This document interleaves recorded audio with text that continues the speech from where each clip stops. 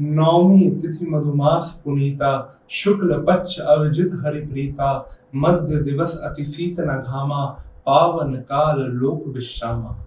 सम्मानीय श्रोताओं, चैत्र मास के शुक्ल पक्ष की नौमी तिथि पर ठीक अभिजीत मुहूर्त में दोपहर के 12 बजे, जब न सूर्य पूर्व में था, जब न सूर्य पश्चिम में था, बल्कि आकाश के मध्य अपने पूर्ण तेज के साथ चमक रहा था, ये मानवता के इतिहास की वो शुभ घड़ियां हैं जब उस परम पिता परमेश्वर ने इस संसार में जन्म लिया, जब मायापति ने स्वयं अपने आप को अपनी ही बनाई हुई माया में बांधने का निश्चय किया।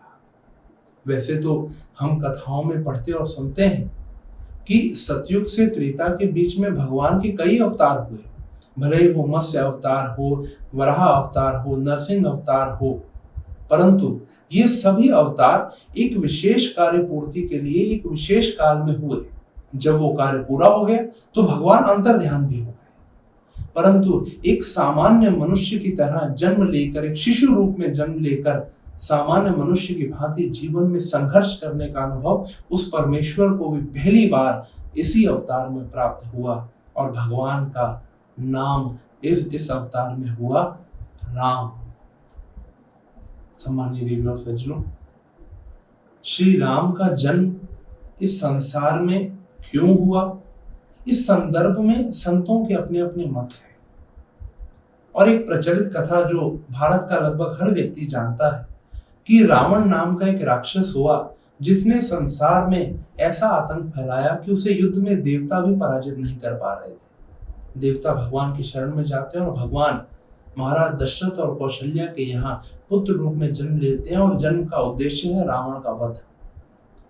परंतु क्या ये विचारणीय नहीं है कि जिस ईश्वर के लिए हम ये कहते हैं कि जिसकी वक्र भ्रकुटी के भय से सागर सप्त उछलते देखा, जिसके एक संकल्प मात्र से हजारों ब्रह्मांड अस्तित्व में आ जाते हैं और हजारों ब्रह्मांड नष्ट हो जाते हैं, जो अगर अपनी भौएं तिरछी कर ले तो ये सारी पृथ्वी सागर की लहरों में समा जाए, संसार में प्रलय आ जाए, उसके लिए एक समान राक्षस का वध करना या उसके जीवन को खत्म करना, ये कितनी बड़ी बात है।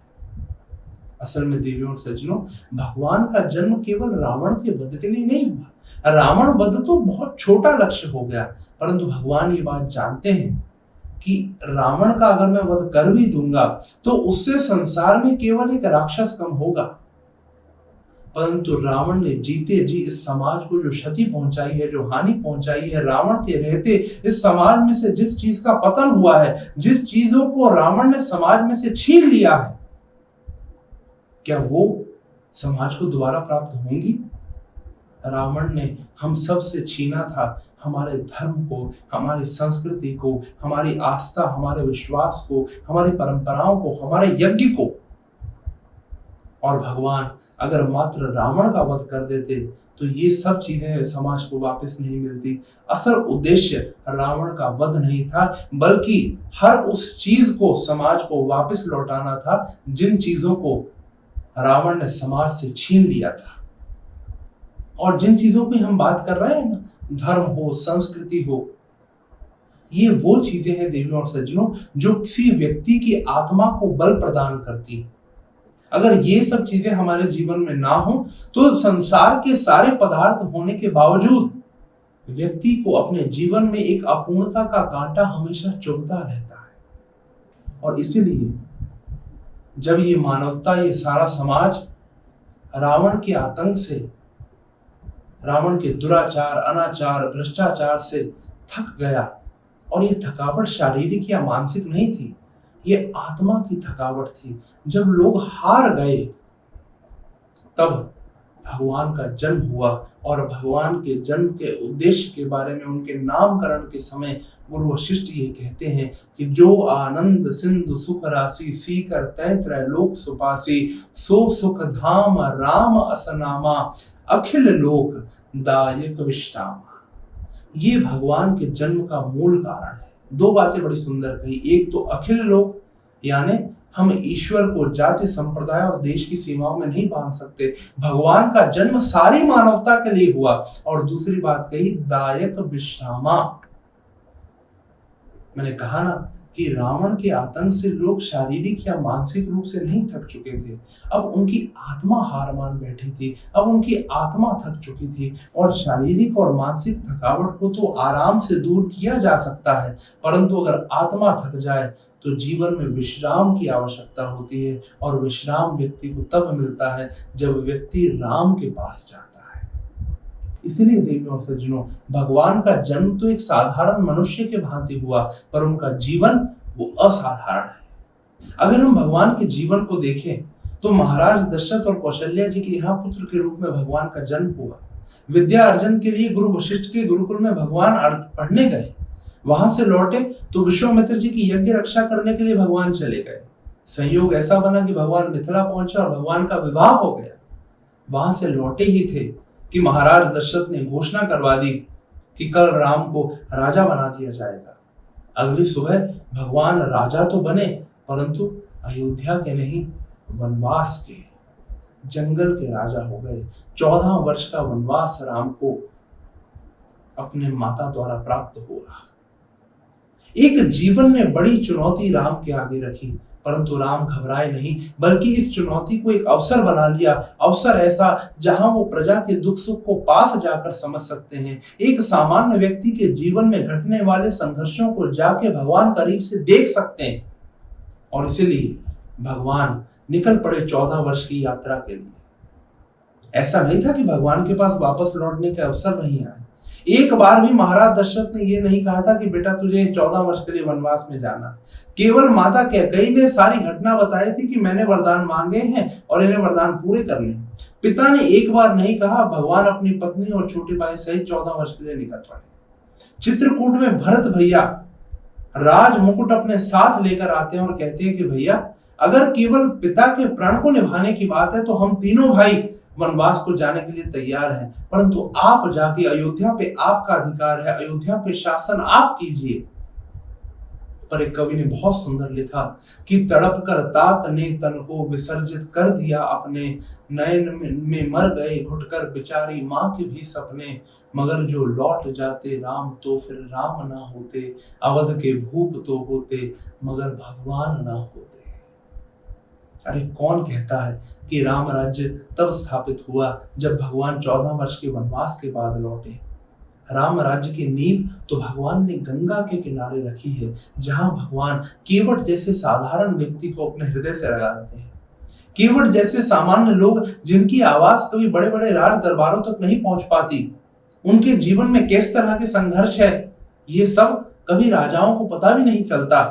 इन सबको भगवान ने पास से जाना है, केवट के जीवन को पास से जाना है, केवट को अपने हृदय से लगाया। वनवास के आदिवासी लोग, जिन्हें नगर के लोग छोटी जाति का कहकर उनका तिरस्कार करते हैं, अगर राज परिवार के सदस्यों के ऊपर उनकी परछाई पड़ जाए तो ये राज परिवार के सदस्य घर में जाके स्नान करते हैं, यज्ञ कराते हैं, अपने आप को अपवित्र मानते हैं। ऐसे आदिवासियों के राजा निषाद राज को भगवान अपना मित्र कहते हैं। ये निषाद राज लक्ष्मण जी को अपना भाई कहता है, भैया कहकर बुलाता है। ये निषाद राज देवी सीता को अपनी भाभी मानता है। ये राम राज्य है, ये है राम का चरित्र। भगवान वन में जाते हैं, संतों के दुखों को दूर करते हैं। एक साधारण सी भिलनी को जाके भगवान नवधा भक्ति का उपदेश देते हैं। और देखिए कितनी सुंदर बात है कि भगवान जब ज्ञान दे रहे हैं तो शबरी जैसी साधारण एक भीलनी को नवधा भक्ति का उपदेश देते हैं, और जब सरल हैं तो उसी भीलनी के हाथों से मां कह के पुकारते हैं और उसके हाथों से जूठे बेर भी खा लेते हैं। सीता हरण होता है, भगवान लंका की ओर प्रस्थान करते हैं। देवियों और सज्जनों, आज जब भगवान लंका की ओर बढ़ रहे हैं तो लंका में जाने से पहले ही रावण के समान बलवान रावण के 2 भाई खर और दूषण को उनके 14,000 सैनिकों सहित भगवान ने युद्ध में अकेले पराजित कर दिया था। जब शूर्पणखा रावण के पास गई थी तो उससे पहले वो रावण के भाई खर और दूषण के पास गई थी, जो भगवान से युद्ध करने आते हैं, और अकेले भगवान 14,000 सैनिकों सहित खर और दूषण का वध कर देते हैं। तो क्या रावण का वध करना और उसकी सेना को पराजित करना राम और लक्ष्मण के लिए बहुत बड़ी बात थी? पर फिर भी भगवान अकेले नहीं गए और भगवान ने अपने साथ वानरों की सेना को एकत्रित किया। ये वही वानर है देवी और सज्जनों, जो आज तक रावण और इन सभी राक्षसों के भय से गिरी कंदराओं में अपना जीवन व्यतीत कर रहे थे। भगवान जानते हैं कि रावण का वध तो मैं भी कर सकता हूं, पर रावण का वध कर देने से जिस भय के साम्राज्य को रावण ने समाज में स्थापित किया है, वो साम्राज्य खत्म नहीं होगा। ये जो डर है राक्षसों का मन में लोगों के, ये डर समाप्त नहीं होगा। और इसलिए इन साधारण वानर भालुओं को भगवान ने इकट्ठा किया और उन्हें जाके खड़ा कर दिया संसार की एक ऐसी सेना के आगे जिसने कभी पराजय का मुंह भी नहीं देखा था। आज वो अपराजय सेना रावण की साधारण से बंदर भालुओं के आगे हार गई। मूल लक्ष्य केवल ये था कि भगवान ये चाहते थे कि रावण का वध तो हो ही जाएगा, वो कोई बड़ी बात नहीं है, परंतु समाज के साधारण व्यक्ति के मन में ये भाव होना चाहिए कि इस समाज में आतंक को समाप्त करने में मेरा भी एक योगदान है। एक रावण को उस समय एक राम ने समाप्त कर दिया, पर उसके बाद कई रावण होंगे, और कब तक ये समाज ईश्वर के ऊपर आश्रित रहेगा। समाज में अगर एक रावण हो तो उसका विरोध करने के लिए कई राम तैयार होने चाहिए। ये भगवान राम ने इस विचारधारा की स्थापना अपने रहते की। आज हम लोकतंत्र की बात करते हैं, डेमोक्रेसी की बात करते हैं, फ्रीडम ऑफ स्पीच की बात करते हैं। इसकी नींव किसने रखी? जब भगवान राम राजा बने तो अपनी प्रजा को संबोधित करते हुए वे कहते हैं कि जो अनीति कछु भासो भाई, तो मोहि भरजेउ भय बिसराई।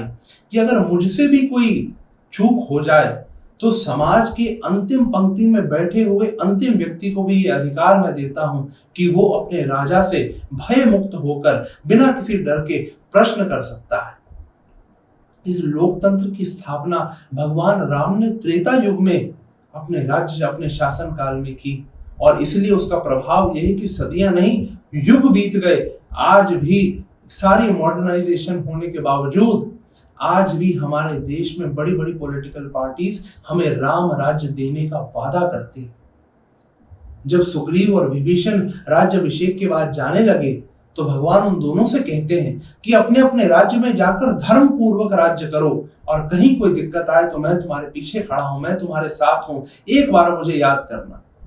और सत्य बात है कि भगवान ने ये बात केवल सुग्रीव और विभीषण को नहीं की, बल्कि ये घोषणा सारी मानवता के आगे की कि अगर आप अपने जीवन में धर्म के रास्ते पे चलते हैं तो मुझे हमेशा अपने साथ पाएंगे।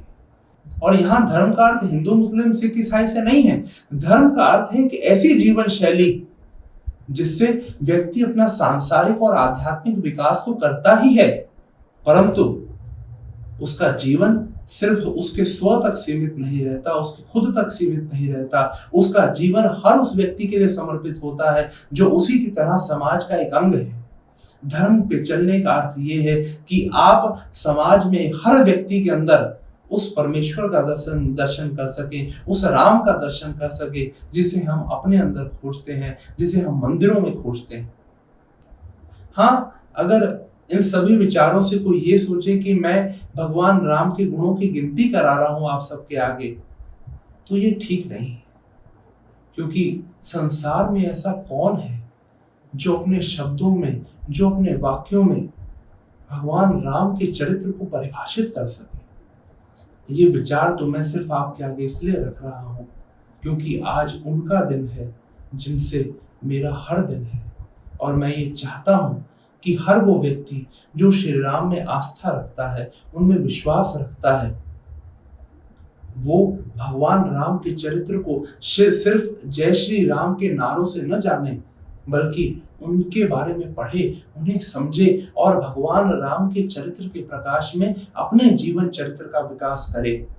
और ऐसा मेरा विश्वास है कि भगवान राम का चरित्र हमें एक ऐसा आत्मिक बल प्रदान करेगा, हमारी आत्मा को एक ऐसी विश्राम की अवस्था तक लेके जाएगा जहां इस संसार की झंझावात से लड़ते हुए आप और मैं एक सार्थक जीवन जी सकते हैं। और इसीलिए देवी और सज्जनों, जब सारी रामचरितमानस की रचना कर ली गोस्वामी जी ने, और अंत में किसी ने उनसे पूछा कि ये सारी राम कथा लिखने के बाद आपको प्राप्त क्या हुआ, आपको मिला क्या, तो वो अंतिम छंद में लिखते हैं कि जाकी कृपा लवलेस ते मति मंद तुलसीदास हूँ, पायो परम विश्राम राम समान प्रभु नाहि कहूँ। मुझे क्या मिला है? तो पायो परम विश्राम, मेरी आत्मा को वो शांति प्राप्त हुई है कि अब बस संसार की कितनी से कठिन परिस्थिति आ जाए, मुझे वो राम के चरित्र से दूर नहीं कर सकती, मुझे राम से दूर नहीं कर सकती। और इसीलिए आज रामनवमी के शुभ अवसर पर केवल मेरे श्रोताओं को ही नहीं, केवल भारतवासियों को ही नहीं, बल्कि सारे संसार को भगवान राम के जन्म की बहुत बहुत बधाई, बहुत बहुत शुभकामनाएं। ईश्वर आप सबका कल्याण करे और भगवान सीताराम जी के प्रति उनके चरणों में हमारी आस्था, हमारा विश्वास दृढ़ हो, हमें उनका प्रेम प्राप्त हो, ऐसी उनके चरणों में मेरी प्रार्थना है। जय जय सीताराम।